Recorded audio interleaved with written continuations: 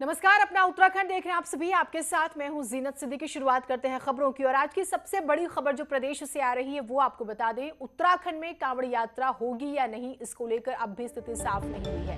Cabinet मंत्री यतीश्वरानंद का कहना है कि फाइनल फैसला मुख्यमंत्री पुष्कर धामी को लेना है। यतीश्वरानंद ने कहा है कि जनता के हित को देखते हुए रास्ता निकाला जाएगा। उन्होंने कहा, नैनीताल, मसूरी, हरिद्वार में भीड़ दिख रही है जो कहीं ना कहीं फिक्र की बात है। कांवड़ यात्रा के दौरान हिमाचल, हरियाणा, पंजाब, राजस्थान, दिल्ली, पश्चिमी उत्तर प्रदेश से लोग यहां पर जल लेने के लिए आते हैं, लिहाजा इस पर बहुत सोच विचार के बाद ही फैसला लिया जाएगा। ये बात उन्होंने कही है। या नहीं चलाना है, ये निर्णय माननीय मुख्यमंत्री जी लेंगे तो निश्चित रूप से मैं समझता हूँ कि कोई जनता के हित में, पब्लिक के हित में रास्ता निकाला जाएगा।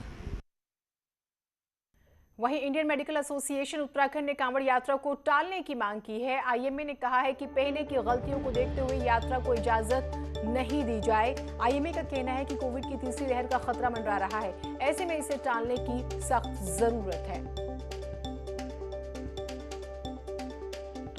करोड़ों लोगों को आप चेक कैसे कर सकते हैं? ये इम्पॉसिबल चीज़ है, वो हो ही नहीं सकता। या तो आप बिल्कुल वहाँ से लिमिट कर दें कि 1000 लोग से ज़्यादा आएंगे ही नहीं यहाँ पे एक दिन में, तब तो आप वहीं पे रोक लें अगर, तब तो पॉसिबल है। नहीं तो यहाँ पे आने के बाद आप चेक करेंगे, चेक करना तो इम्पॉसिबल है। इतना पुलिस फोर्स आपके पास है ही नहीं कि करोड़ों लोगों को आप चेक कर लें।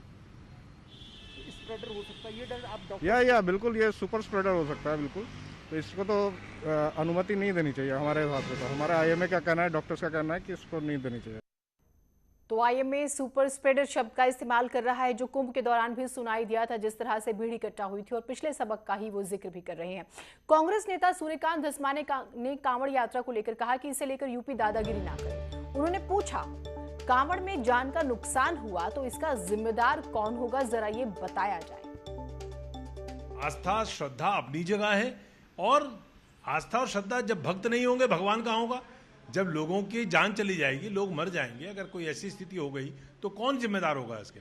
इसलिए मैं चाहता हूं, मैं समझता हूं कि कांग्रेस पार्टी का स्पष्ट ये कहना है कि कांवड़ यात्रा में पहले आप प्रबंध करिए, आरटीपीसीआर कंपलसरी करिए। आप उसको एक सांकेतिक रूप में कर सकते हैं, वरना आप जल पहुंचाइए। आप ऐसा इंतजाम करिए कि गंगा जल ही पहुंचे और एक स्थान से लोग उनको लेकर के जाएं, लेकिन इतनी बड़ी संख्या में अव्यवस्थित तरीके से, बिना तैयारियों के, बिना आरटीपीसीआर रिपोर्ट के, मैं समझता हूं उत्तराखंड में अलाउ नहीं करना चाहिए और उत्तर प्रदेश को कम से कम दादागिरी इस मामले में नहीं करनी चाहिए।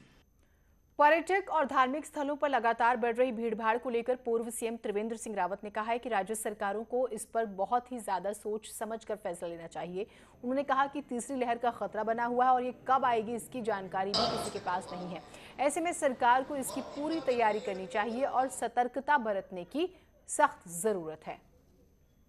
तमाम राज्यों ने जो टेस्टिंग है, नेगेटिव टेस्टिंग को, उसके लिए उन्होंने छूट दी है। तो ये राज्य सरकारों को हालातों को देखते हुए निर्णय लेना चाहिए, क्योंकि अगर अनुकूल परिस्थिति है तो खोलने में कोई आपत्ति नहीं होना चाहिए। अगर प्रतिकूल जा रहा है या कोविड केसेज बढ़ रहे हैं तो ऐसे में स्वाभाविक रूप से सोच समझकर निर्णय लेना चाहिए। उधर दिल्ली दौरे पर सीएम पुष्कर धामी ने आज पूर्व केंद्रीय शिक्षा मंत्री रमेश पोखरियाल निशंक से मुलाकात की है। इस दौरान सीएम ने बताया है कि मार्गदर्शन के लिए वो निशंक के पास आए थे। उन्होंने बताया कि निशंक की तबीयत पहले से बेहतर है। उन्होंने कहा कि दिल्ली दौरे के दौरान उन्होंने कई केंद्रीय मंत्रियों से मुलाकात की और सभी से मुलाकात बेहतरीन रही है। सभी प्रधानमंत्री जी समेत सभी केंद्रीय नेताओं से सबसे आशीर्वाद लिया है। उसी कड़ी में आज मैं माननीय निशंक जी, जो हमारे प्रदेश के मुख्यमंत्री भी रहे हैं और हमारे वरिष्ठ नेता हैं, देश के मंत्री रहे हैं, तो उनका भी मैं मार्गदर्शन लेने आया हूं और निश्चित रूप से उनका मार्गदर्शन मेरे लिए प्रेरणा का काम करेगा और उनसे हमें बहुत ऊर्जा मिलती है। देहरादून से खबर आ रही है, जहां फ्री बिजली देने के मामले में मंत्री हरक सिंह रावत ने अपने बयान पर यू टर्न ले लिया। उन्होंने कहा है कि 100 यूनिट फ्री बिजली देने का फैसला अंतिम नहीं है, फिलहाल अभी प्रस्ताव है। वित्त विभाग की सहमति इसके लिए जरूरी है और अंतिम फैसला कैबिनेट ही लेगी। करने के लिए अपने विभाग के अधिकारियों से कहा है। उसको मैं अंतिम निर्णय तो कैबिनेट लेगी, लेकिन मैं अपनी ओर से, अपने विभाग की ओर से ये प्रस्ताव बना के कैबिनेट के लिए प्रस्तुत करने के लिए निर्देश मैंने दिए हैं। हमारा विभाग इस समय इसके लिए प्रस्ताव तैयार कर रहा है और बहुत जल्दी हम कैबिनेट में इसको वित्त विभाग को और सबको दिखाने के बाद इस प्रस्ताव को कैबिनेट में ले जाएंगे और अंतिम निर्णय कैबिनेट करेगी। खबर चमोली से आ रही है, जहां थराली के पास उफनते नाले में एक बाइक सवार बह गया। नाले में बहने के बाद बाइक सवार का कोई सुराग नहीं मिला है।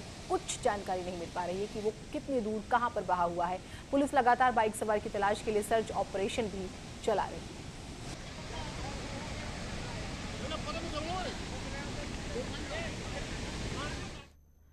उधर रामनगर के मरचूला में रामगंगा नदी में 2 पर्यटक बह गए हैं। बताया जा रहा है कि यूपी के मुरादाबाद से एक परिवार आया हुआ था जो नदी में नहाने गया, लेकिन अचानक नदी में जलस्तर बढ़ने से हादसा हो गया। वहीं दोनों लोगों की तलाश के लिए आज भी सर्च ऑपरेशन चलाया जा रहा है।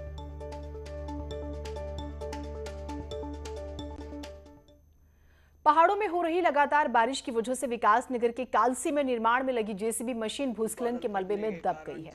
आज सुबह यह घटना घटी। हालांकि हादसे के दौरान जेसीबी में कोई मौजूद नहीं था, जिससे बड़ा हादसा होने से टल गया। लेकिन आप ये देखिए कि कितनी बुरी हालत है। एक तरफ बाइक सवार बह गया, 2 लोग नदी में बह गए और अब जेसीबी भी धंस गई है। विकासनगर से खबर आ रही है, जहां पहाड़ों में हो रही बारिश से जनजीवन अस्त व्यस्त हो चुका है। विकासनगर के सहिया बाजार में अमलावा नदी में लगातार जलस्तर बढ़ रहा है, जिसकी वजह से लोगों में दहशत का माहौल है। बताया जा रहा है कि पानी बढ़ने की वजह से नदी किनारे बने घरों को नुकसान हो सकता है।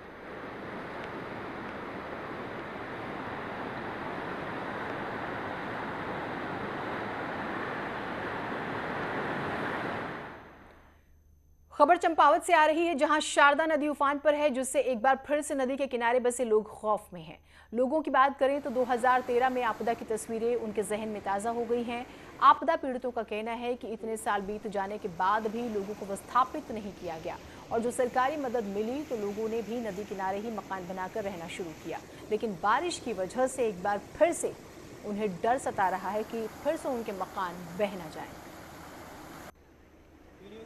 शासन ने ये भी कहा था कि वो जगह के लिए, लेकिन जगह तब से लेके अभी तक कोई मुहैया नहीं कराई गई है। हमने जैसे तैसे अभी थोड़ा सा छोटा सा हमारा थोड़ी बहुत जगह उसी टाइम की बच गई थी, तो हमने छोटा सा एक 8 बाई 8 का कमरा बना लिया है, झोपड़ी टाइप की डाल ली है। अब जब तक इसमें गुजारा हो रहा है, लेकिन इसे देख के तो बहुत डर लगता है। ऐसा लगता है कि कब ये बह जाए हमें खुद को भी, हम दोबारा फिर पैदल हो जाएंगे। खास तौर से अगर मैं बात करूं टनकपुर के सादा घाट के किनारे की, तो यहाँ पर जो आबादी, यहाँ पर जो जगह आपको दिख रही है, यहाँ पर पहले घर हुआ करते थे और 2013 में जो बाढ़ आई थी उस बाढ़ के फिर चढ़े थे। उसके बाद लोगों ने अपने घरों को हालांकि यहाँ पर तो बना दिया है और ये छोटे छोटे घरों में लोग रह रहे हैं, अपनी ज़िंदगी का यापन कर रहे हैं। लेकिन उसके बावजूद जो लोग हैं यहाँ पर रह रहे हैं, वो आज जब भी पहाड़ में बारिश होती है, इस तरीके के हालात होते हैं, शारदा नदी उफान में होती है, तो वो डर और सहम जाते हैं। उन्हें पुरानी जो 2013 की आपदा थी वो याद आने लगती है। कमलेश भट्ट, न्यूज़ 18, टनकपुर। तो शारदा नदी हर साल डराती है यहाँ के लोगों को। हरिद्वार में उत्तराखंड राज्य आंदोलनकारी संयुक्त समिति ने सरकार के खिलाफ नारेबाजी की। हर की पैड़ी पर पहुंचकर राज्य आंदोलनकारी संयुक्त समिति के केंद्रीय मुख्य संरक्षक धीरेन्द्र प्रताप ने सरकार पर बलात्कार के आरोपी विधायकों को संरक्षण देने का आरोप लगाया कि सरकार ऐसे लोगों को जेल भेजने की जगह महिमा मंडित करती है।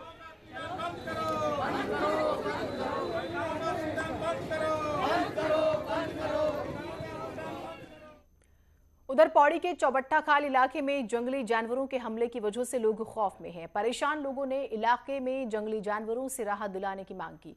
उनका कहना है कि अगर प्रशासन इससे निजात नहीं दिलाता है तो उन्हें यहां से विस्थापित किया जाए। एक छोटा सा ब्रेक ले रहे हैं।